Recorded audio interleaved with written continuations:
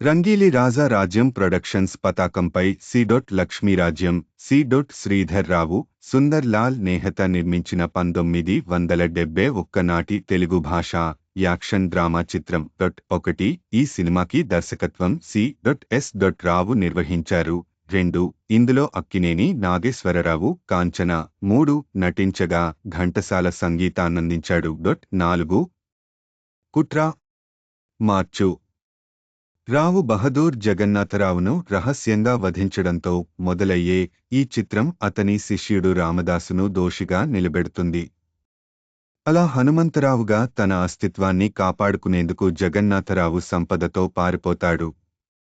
అంతేకాకుండా తన వస్తువులను తిరిగి పొందడానికి జగన్నాథరావు భార్య పార్వతమ్మ మరియు కుమారుడు రాజాను కోరుతున్నాడు. ఒకసారి జయను ఒక దొంగ ఎత్తుకుపోతాడు.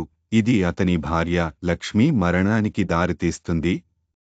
సంవత్సరాలు గడిచాయి మరియు రాజా తన తండ్రి హత్య గురించి తెలుసుకుని ప్రతీకారం తీర్చుకోవడానికి కాలుపెట్టే జోవియల్.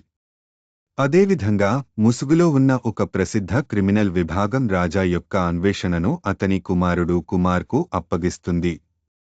ముందు కుమార్ రాజా వెనుక ఉన్నాడు, కాని అతను వారికి ఆట విడుపులు ఇస్తాడు మరియు చంద్రం వ్యూహాత్మకంగా వారితో చొరబడతాడు. ఇంతలో రామదాసు తన ప్రతిజ్ఞ ప్రకారం రాజా విజయల ప్రేమ వ్యవహారాన్ని వ్యతిరేకించి ఆమెను జగన్నాథరావు కుమారుడితో జతచేస్తాడు. అదే సమయంలో శ్వాస విడిచి వెళ్లే ముందు జయ పెంపుడు తండ్రి చంద్రంను తన జన్మ రహస్యాన్ని ప్రకటిస్తాడు. ప్రస్తుతం హనుమంతరావుగా దాక్కున్న ఆమె తల్లిదండ్రులను రామదాసుగా గుర్తించి సుప్రీంకు తెలియజేస్తాడు. దురదృష్టవశాత్తు పార్వతమ్మను కూడా బంధించమని సుప్రీం ఆదేశించినప్పుడు రాజా కుమార్ చేత పట్టుబడతాడు. అతను అలా చేస్తాడు. పరమాత్మ నరసింహంగా అవతరించి జగన్నాథరావు యొక్క నిజమైన హంతకుడు. ఇది పార్వతమ్మ మరియు రాజులను ఆశ్చర్యపరుస్తుంది.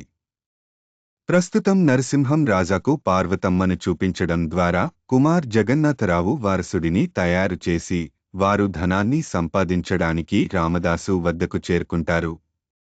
వెంటనే రామదాసు కుమార్ విజయల కోసం పొత్తు ఫిక్స్ చేస్తాడు. ఆశ్చర్యకరంగా రాజాను విడిపించి వేదికను పొందే సిబిఐ అధికారిగా చంద్రం మారతాడు. చివరికి రాజా విలన్లను ఆపివేస్తాడు. రామదాస్ కూడా జయను తిరిగి పొందుతాడు. చివరకు సినిమా హ్యాపీగా ముగుస్తుంది.